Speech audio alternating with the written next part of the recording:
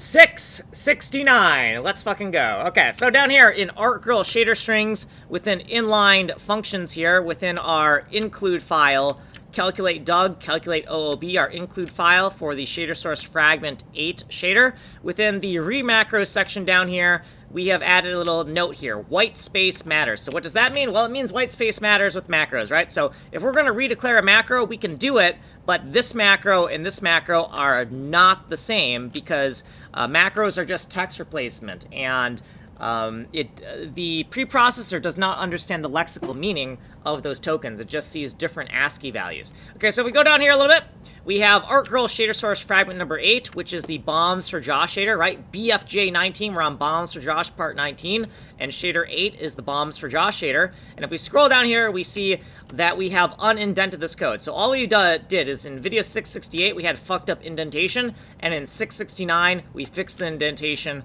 of this right here. That's all we've done here. Then we have this new section called Label Your Units, asshole. And we have some new unit prefixes. So we have AU for ambiguous unit, RU for render layout unit, TU for texel unit, which is also a data layout unit, and then VU for value info, right? So a value unit, like a what's the tile value, what's the index, right? Something like that, some type of unit like that.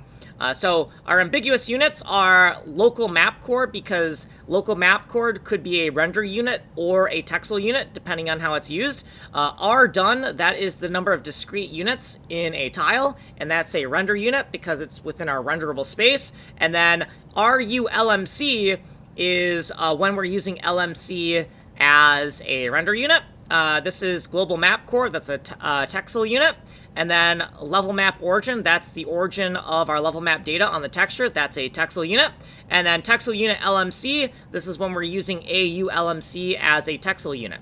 Okay, and then value units, this is our 9x9 optimized bit-packed graphic that we're going to put in the render. Here's a section where we're just going to put random stuff, and then we also unindented this section. So if you want a longer explanation, you will have to go here to Ninja Coder. You're on the fast playlist on Kanji Coder. Source code is here. Ways of getting a hold of me are down here. Like and subscribe. My name is Kanji Coder. I'm making a game engine from complete scratch in JavaScript using C99 style.